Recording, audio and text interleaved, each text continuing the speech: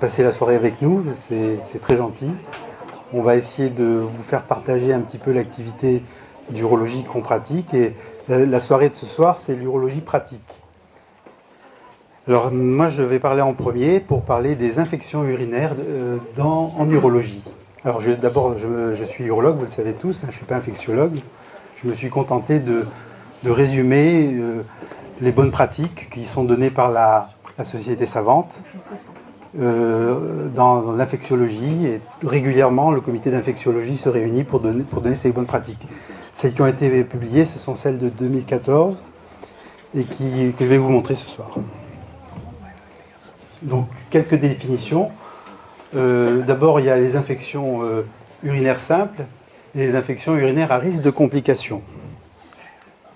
Qu'est-ce que c'est qu'une infection simple ? Vous voyez que le cas s'est revenu vers le bas, puisque à partir de 10 puissance 3, on parle d'une infection urinaire, alors qu'avant c'était 10 puissance 6, 10 puissance 5, à condition qu'il y ait une leucocyturie est supérieure à 10 puissance 5.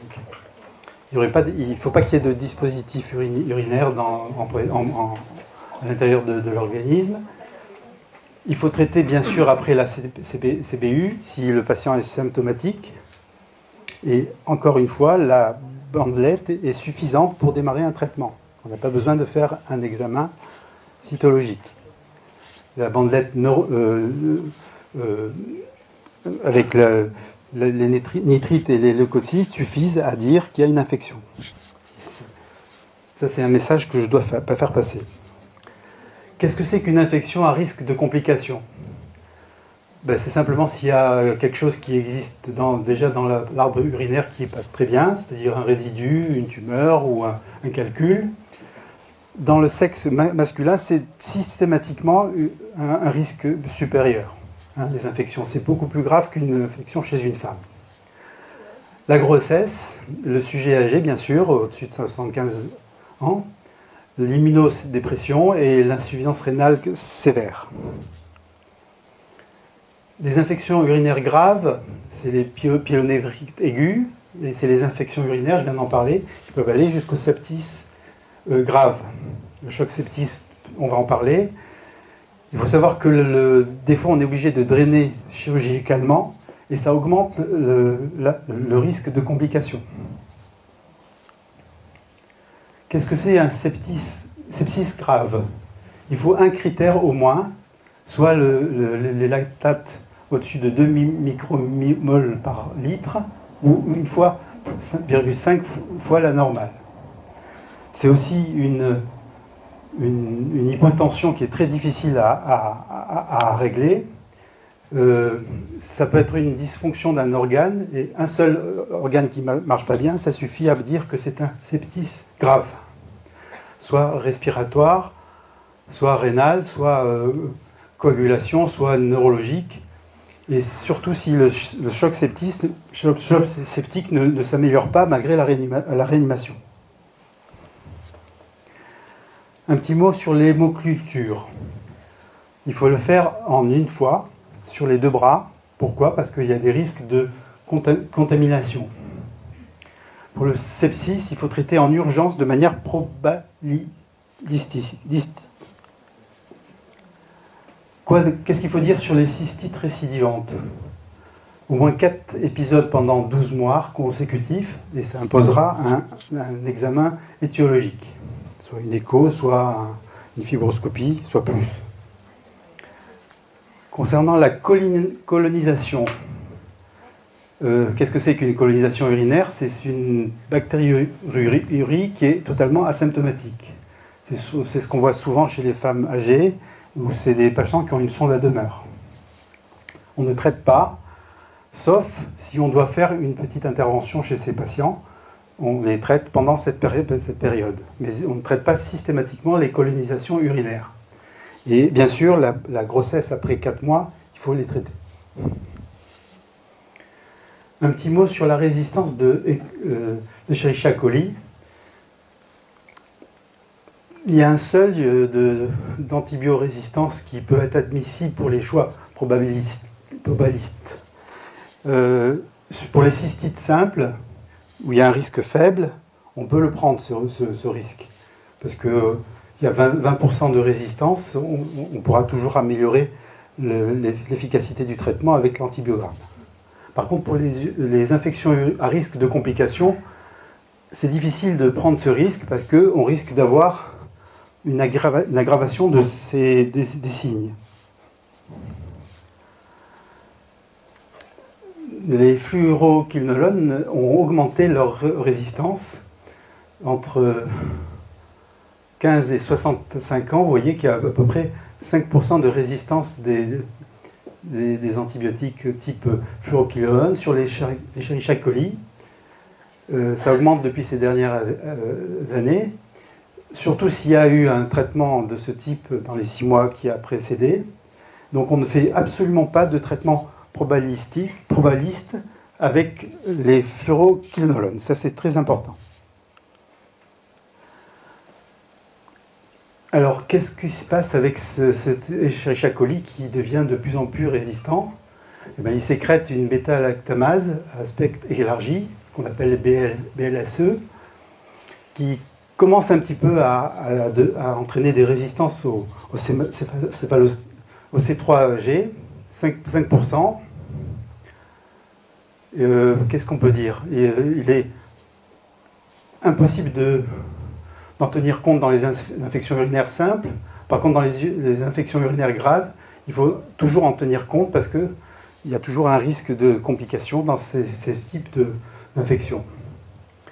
Et dans le choc septique, la gravité impose de prendre en compte l'ensemble des facteurs de risque, bien sûr. Vous avez sur ce tableau à peu près l'évolution de la résistance pour Escherichia coli dans les infections communautaires. Vous voyez, pour la phosphomycine, c'est le monuril, on a quand même 33% de souches non sensibles. Les furanes, c'est un petit peu moins. Pour les céphalosporines de 3G, c'est 4 à 5%. Pour les fluoroquinolones, on a 10 à 25%, 12 à 15%. L'amoxicilline, c'est 45%. Et ça, c'est le Bactrim, 23%. On va avancer. Alors, comment on traite ces infections actuellement? Une cystite simple, ça se traite de première intention avec le monuril. La deuxième intention, c'est le Selexit. Alors, c'est un vieux antibiotique qui est revenu à la mode, justement parce qu'il n'y a pas beaucoup de résistance sur l'Escherichia coli. Il était sorti de commercialisation, il est revenu en commercialisation parce qu'il était efficace. Troisième intention, c'est les fluoroquinolones en dose unique.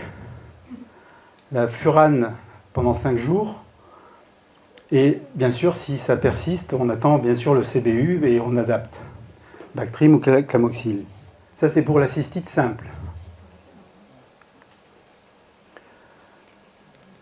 Voilà, donc dans les cystites à risque de complications,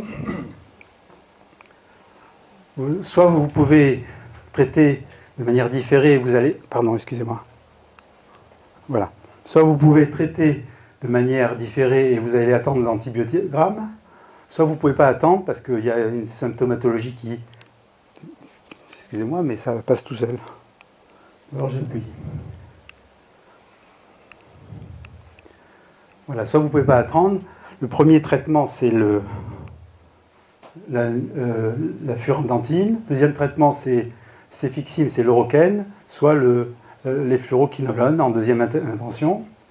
Et après, bien sûr, arrive l'adaptation et le traitement sera de 7 jours à peu près pour le traitement pour les cystites à risque de complications, sauf pour les quinolones, on s'arrête à 5 jours. Voilà, c'est à peu près pareil dans la... Pardon ? Il ne faut pas que je réponde à la question, il paraît. Donc on va continuer, puis vous poserez les questions après. Alors, qu'est-ce qu'il faut dire de la cystite aiguë récidivante, sans facteur de risque?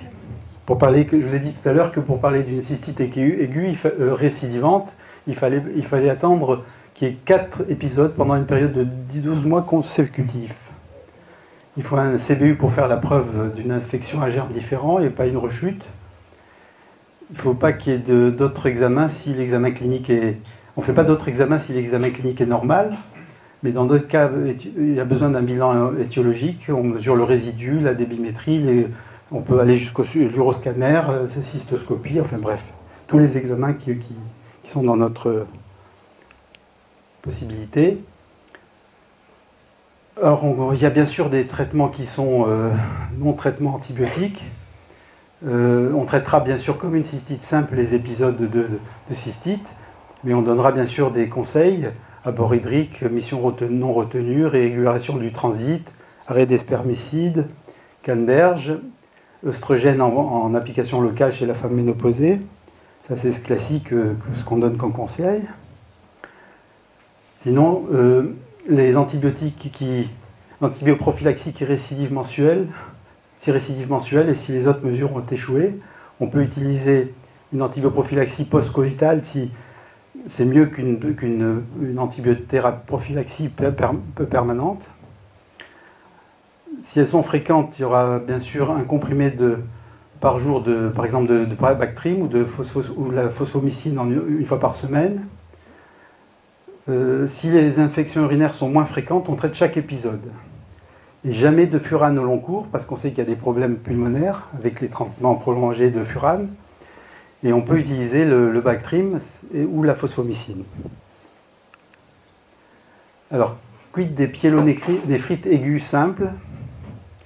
Il y aura besoin d'une CBU, là, voire d'hémoculture s'il y a des frissons. Le bilan radiologique sera nécessaire, notamment s'il n'y a pas d'amélioration au bout de 72 heures, à la recherche d'un abcès. Le traitement sera probabiliste après la CBU, et il sera adapté selon l'antibiogramme après les 2 jours de nécessité pour avoir l'antibiogramme.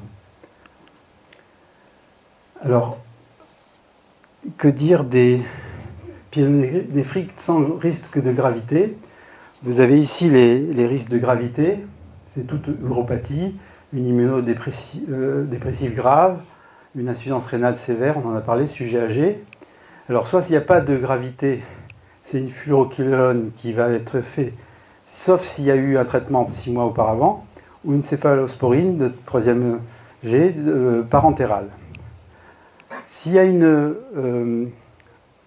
un risque de complication, là, on commencera par la céphalosporine de 3e G, parentérale, éventuellement, en deuxième temps, si ça ne marche pas, la fluoroquinolone. Et toujours s'il n'y a pas eu de traitement antérieur de 6 mois. Voilà, et bien sûr, le relais se fait par voie orale, et le traitement durera à peu près 7 jours si c'est une fluoroquinolone, sinon ça dure 14 jours. Alors, la pyélonéphrite aiguë à risque de complications, là il faudra faire attention, il y aura un bilan qui sera systématique. Bien sûr, la bandelette urinaire, la CBU, le CRP, l'urée, la créatinine, l'uroscanner. Le traitement est le même traitement que la pyélonéphrite sans risque de complications, et la durée du traitement est la même. La pyélonéphrite grave, c'est un traitement probabiliste systématique avec une céphalosporine et l'amicacine. S'il y a une allergie, ça peut être remplacé par l'astrézonam et l'amicacine. Si c'est un BSLE, ou si une infection en colonisation moins de 6 mois, c'est aussi carbapenem avec amicacine. Si choc septique, c'est carbapenem avec amicacine et relais avec antibiogramme, durée du traitement toujours 10 ou 14 jours. Que dire des infections urinaires masculines? Il faut dire que la clinique est très hétérogène, que souvent les patients sont peu symptomatiques, ils ont simplement de la fièvre. Et si on n'augmente pas l'interrogatoire, et si on ne va pas chercher le problème urinaire, on ne peut pas le trouver. Donc il y aura une bandelette, il y aura une CBU. Le seuil, je vous rappelle que c'est 10 puissance 3. L'hémoculture s'il y a de la fièvre. Là, on fera bien sûr de l'imagerie. On hospitalisera s'il y a des signes de gravité. Et le traitement sera décalé selon l'antibiogramme s'il n'y a pas de gravité. Mais il faut faire un traitement probabiliste s'il y a une symptomatologie importante. Voilà, le traitement, c'est surtout les fluoroquinolones ici qui sont préférables, car il y a une bonne diffusion prostatique. Le Bactrim est une alternative, et le traitement sera au moins de 14 à 21 jours. Et il faut pas, s'il y a une indication d'un traitement chirurgical, il sera fait. Voilà. Voilà à peu près ce qui nous a été transmis. Là, je crois que j'ai terminé. Voilà, c'est la fin des diapos. Alors bien sûr, ce n'est pas un topo.